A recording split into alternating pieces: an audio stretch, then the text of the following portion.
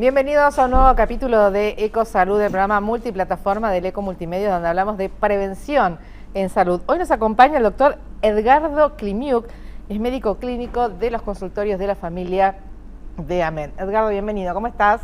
Muy bien, muy buen día para todos. Gracias por acompañarnos y vamos a hablar de los estudios precompetitivos, esto obviamente enfocado al deporte. En principio, ¿qué son los estudios precompetitivos? ¿En qué consisten? Bueno, bien, esto si bien no se trata de deportología, o sea, acá esto no va a influir en lo que va a ser el rendimiento dentro del deporte de la persona que vaya a entrenar. Esto es un poco más amplio, esto es tratar de llegar un poco a todas las personas que quieran iniciarse en un gimnasio, en una actividad física, como usted relató, comenzó natación. Sería interesante que usted, por ejemplo, haya hecho un estudio clínico, cardiológico, bien hecho. ¿Y eso qué indica, o para qué sirve y cómo es el circuito, ¿no? Usted no sabe el riesgo que tiene cardiológico o si tiene alguna patología hasta que no se realiza un estudio. Usted no sabe si es hipertensa hasta que no se toma la presión. Entonces, por ahí eso es importante para la salud de la población en general. Hoy en día quizás esto lo realizan los clubes, cuando los chicos, los deportistas se federan, cosa que parece muy importante. Todas las federaciones lo piden, sea de fútbol, de vóley, de básquet. Bueno, por ejemplo, nosotros con ellos trabajamos también y se trata de buscar siempre un arancel consensuado, o sea, abaratarle un poco el costo, ya que por ahí muchos de estos chicos deportistas les cuesta la cuota, claro, les cuesta el viaje cuando tienen que ir a jugar afuera. Y bueno, y por ahí la idea, hoy en día que nosotros hemos armado ya un equipo lindo con una cardióloga, con un técnico que hace espirometrías, que hace los electrocardiogramas, que hace las ergometrías, es también ampliarlo un poquito a la población en general. Claro. O sea, como dijimos recién, usted, por ejemplo, ha iniciado una actividad física, bueno, hubiera sido interesante que pueda realizarse un electrocardiograma, un buen control clínico, para ver hasta dónde usted puede rendir o si tiene algún riesgo. ¿Sí? Porque cada actividad tiene... actividad tiene un riesgo. Un riesgo. No es lo mismo una persona que haya sufrido un infarto, sea hipertensa. Esa persona, por ejemplo, no debería realizar una actividad con cargas. Debería ser una actividad un poco más bien aeróbica y en base a eso después ir viendo qué especificación podría tener la práctica de su deporte en particular. Claro. Y eso es interesante, y aparte por una cuestión de controles y de búsqueda de enfermedad. Eso es lo que se denomina, está dentro de del primer pie de la prevención. Claro, porque esto te iba a preguntar, digo, ¿qué puede aparecer ahí? Es una manera de prevención y de llegar a patologías que por ahí uno ni sabe que tenía o que puede estar diciendo, bueno, tenés que empezar a cuidar de determinadas maneras. Exactamente, exactamente. Hoy en día se ve mucha gente más joven con hipertensión o con dislipidemias. Que es el tema del colesterol alto. Colesterol alto, exactamente. Y eso por ahí puede influir en la actividad física. Desde la mala circulación, la mala irrigación en una extremidad o a la sensación de cansancio. Entonces por ahí en esa persona uno puede modular la actividad física. Además, perdón, porque son silenciosas. Ante la hipertensión como el colesterol alto, no hay claro, no hay síntomas. Sí. Y eso puede ocasionar, primero que por una falta de sensación cómoda realizando el deporte, la persona lo abandone. O bueno, llegar a una situación trágica inclusive. Se ha visto mucho deportista muy bien entrenado que bueno, ha sufrido patologías cardíacas. Pero bueno, también uno se pone a ver el antecedente de esa persona y a lo mejor no ha tenido controles exhaustivos anuales. Claro. Hoy en día los clubes, entendí, por lo menos los que yo conozco, están todos muy delicados con eso. Todas las federaciones de distintos deportes están muy celosos con ese requerimiento. Pero bueno, ahí estamos abarcando solamente a una persona que va a un club a realizar un deporte o una tarea competitiva. Claro. Por ahí lo interesante sería llegar a la población, pero a otros niveles, a un gimnasio, el gimnasio de un barrio. ¿Sí? Además, bueno, Tandil es una ciudad donde se hace mucha actividad física. Exactamente. nosotros hemos conformado un grupo, como ya le he dicho, y la ventaja que tenemos es que por ahí tenemos facilidades para lo que es la demanda, cuando se solicita, cosa de que el paciente por ahí tratamos de coordinarlo, de que no tengas que ir un día a hacerte la ergometría, otro día a hacerte la radiografía, otro día a hacerte el electro, y para ir otro día el control. Tratamos nosotros de por ahí hacer, sobre todo cuando son grupos, claro, de, bueno, citarlos en un día, en un horario, y bueno, que el paciente todo el circuito. pueda hacer todos los exámenes ya requeridos en ese día. ¿Y a partir de qué edades se debe hacer este control? Los clubes ya lo piden desde temprana edad, cuando se federan o cuando van a ir a competir afuera, digamos, ¿sí? Pero bueno, yo como clínico le debería decir que a partir de los 15 años, pero yo creería que un pediatra, si un chico de 12, 13 años ya está realizando una tarea competitiva, lo va a mandar al chico a hacer un electrocardiograma. Quizás no una ergometría, pero sí un electrocardiograma. Radiografía de tórax se presupone que un chico de 13, 14, 15 años ya la tiene hecha en algún momento, que no hay patología previa, pero los controles deberían hacerse mínimo cada 2, cada 3 años en una persona sana. Ya, si es un deporte de alto rendimiento, sí, debería hacerse todos los años. Claro. Tengo entendido que rugby, por ejemplo, en su federación, a todos, sí, sanos o no, les pide todos los años. ¿Qué es una ergometría? ¿Qué mide? Una ergometría es un estudio cardiológico que evalúa el ritmo cardíaco, la función cardíaca, la presión arterial al esfuerzo. Ese esfuerzo se va haciendo incrementándose. Entonces uno ve hasta dónde está el punto máximo de esa persona, hasta donde el corazón, digamos, tiene un rendimiento óptimo, no se pasa, digamos, de rendimiento. Es más complejo, es más técnico. Pasa que no quiero, es en una máquina, ¿cómo? En una bicicleta. Ah, es una y bicicleta. Van agregando cargas, entonces cada vez se pone más pesado y ahí vas viendo el gasto cardíaco que vas requiriendo para, digamos, realizar ese esfuerzo. Y ahí uno ve a ver dónde el corazón empieza a ser insuficiente o dónde el organismo ya tiene su límite.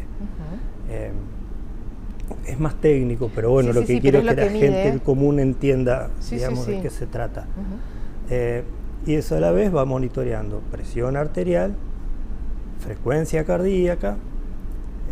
Una persona bien entrenada a un gasto cardíaco máximo quizás llega a 90, 100 de frecuencia. En cambio, una persona que no está entrenada y seguramente va a pasar los 140, 150 latidos por minuto. Claro. Eso, cuando más entrenada está la persona, menor gasto cardíaco requiere para, digamos, ser suficiente en la irrigación del cuerpo. ¿Y eso va mejorando con el entrenamiento? Con el entrenamiento, sí, señora. Ajá. Así es. Eso mejora con el entrenamiento. ¿Y qué han detectado? ¿No? Decías que por ahí aparece esto, ¿no? De presión arterial o el tema colesterol alto. ¿Qué otras patologías han aparecido? Arritmias. Ajá. Arritmias, extrasístoles. Que las arritmias son... Cuando pierde su ritmo. O sea, al aumentar muchas veces la frecuencia cardíaca en una exigencia física, el corazón pierde su ritmo. O a lo mejor tarda en volver a su ritmo normal. Entonces, todas esas pequeñas son... Quizás no sean una patología de por sí, pero sí son cuestiones que uno debe controlar. Más si obviamente la presión se ha subido, uno después del ejercicio debe ver que esa presión baje, se normalice. Son todas cositas que uno tiene que ir detectando. Son fallas que a lo mejor uno no le da relevancia, pero bueno, para eso están estos tipos de estudios. Más netamente preventivos. Exactamente, exactamente. Y depende también de, o sea, si es la persona deportista profesional, ¿los estudios son más complejos? Sí, son más ¿qué exhaustivos. se agrega? Más son los mismos, pero más exhaustivos. Sí. Sí, eso por ahí dependiendo de cada deporte, por ahí son... O sea, hay gente acá de rugby o fútbol o exactamente, hockey. O sea, no tienen todos por ahí los mismos requerimientos. Uno de los más completos, por ejemplo, es de la Federación de Patín. Eso tiene un examen larguísimo, tienen muchos puntos a detallar. Y por ahí a lo mejor de rugby es más lo que es capacidad física, neta. O sea, cada federación por ahí tiene sus especificaciones, pero bueno, eso ya lo designan médicos deportólogos. Claro. Nosotros acá, como médico clínico, lo que me gustaría a mí es que la población tenga acceso, nosotros se lo facilitamos. Inclusive por ahí yo he notado que actualmente se ha adherido mucha gente a la mutual, gente de IOMA, de Oschoca, que a lo mejor hoy actualmente no tienen coberturas de obra social, que eso por ahí les facilita mucho en los costos inclusive. Claro.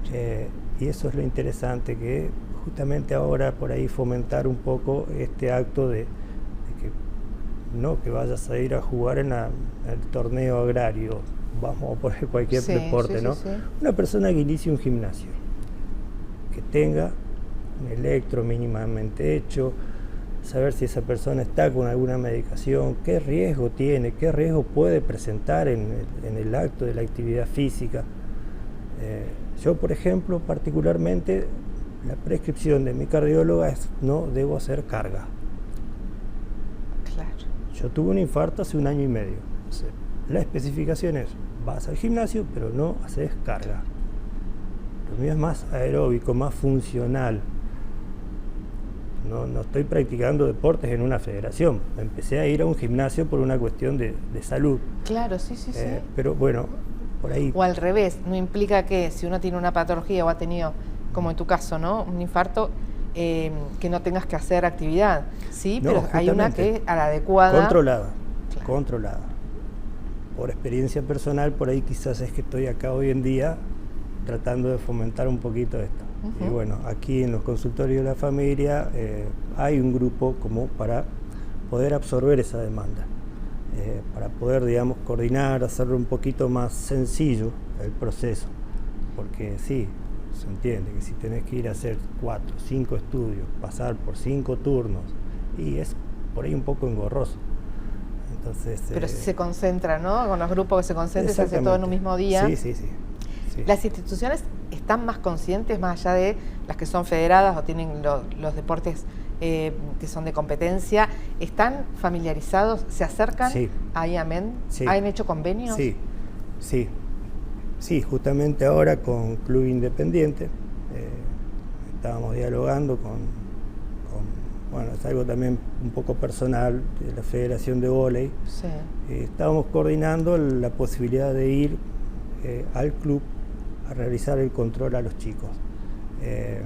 Eso facilitaría un montón en la logística, además, para que los chicos no tengan que ir uno a uno, manejarse hasta los consultorios. Ellos ahí tienen un espacio físico en donde podemos realizarlo. Bueno, eso lo estaban coordinando entre ahí nuestro coordinador Marco Baiman, y o sea, lo manejan ellos. Claro. Pero bueno, o sea, es un acto muy interesante poder llegar de esa manera a los clubes. Hay otros clubes que por ahí ya tienen su médico referente, entonces, pero sí lo hacen. Lo que vuelvo a recalcar, me gustaría más llegar al general de la población, que por ahí no cree que sea relevante, pero yo estimo que sí. Hay personas que por ahí por una cuestión particular de cada uno se hacen sus chequeos anuales, sus controles anuales. Pero bueno, sabemos que hay muchas personas que quedan fuera de ese grupo. Exactamente. Y sobre todo en esto también hacer hincapié, ¿qué actividad puede hacer cada uno? Exactamente, ¿qué tipo de actividad? Si puede ser una actividad aeróbica prolongada, puede realizar cargas, puede realizar fuerza, o sea, potencia, como se llama en los gimnasios, o hacer una actividad más bien tranquila, regenerativa. Porque un ejercicio mal hecho puede dañar y mucho, ¿no? Sí, inclusive ya a esta edad vienen los desgarros, los meniscos, Claro, eso es también.